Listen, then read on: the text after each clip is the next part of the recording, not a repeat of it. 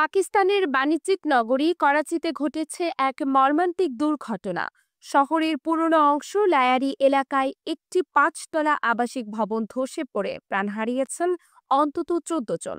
নিহতদের মধ্যে আছেন ৫ জন নারী, ৮ জন পুরুষ এবং মাত্র ৭ বছর বয়সী একটি শিশু। শুক্রবার বিকেলে করাচির লায়ারি এলাকার সাইখা রোডে এই দুর্ঘটনা ঘটে।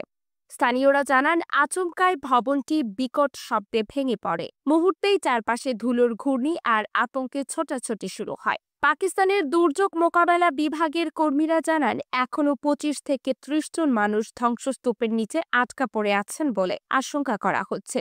তাই মৃতের সংখ্যা আরও বাড়তে পারে বলে ধারণা। শুক্রবার সন্ধ্যা থেকে টানা উদ্ধার কাজ চালিয়ে যাচ্ছেন তারা। ক্লান্তি সত্ত্বেও থেমে নেই চেষ্টা।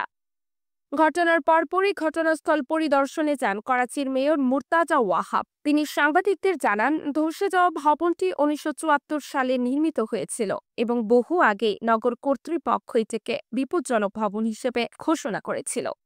তবে এরপরও ভবনটিতে একাধিক পরিবার বসবাস করছিল।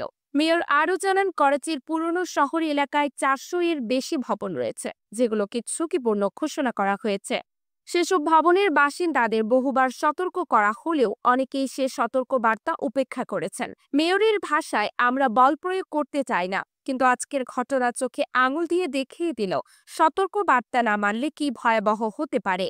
ঘনবসতিপূর্ণ ওই এলাকায় ভবনগুলোর মাঝে ফাঁকা জায়গা প্রায় নেই বললেই চলে। যেটি ধসে পড়েছে তার দুই পাশেই লাগোয়া দুটি ভবন ছিল, যেগুলো থেকেও বাসিন্দাদের সরিয়ে নেওয়া হয়েছে। দক্ষিণ করাচির ডেপুটি কমিশনার জানিয়েছেন, ভবনটি ধসে পড়ার সময় ভেতরে ৬টি পরিবার ছিল। তাদের সবাইকে উদ্ধার করা সম্ভব হয়নি।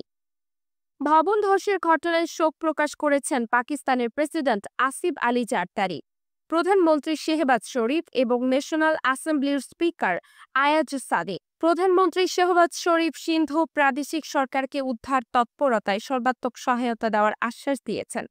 এদিকে ভবন ধসের কারণ অনুসন্ধানে একটি উচ্চ পর্যায়ের তদন্ত কমিটি গঠন করেছে সিন্ধু প্রাদেশিক সরকার।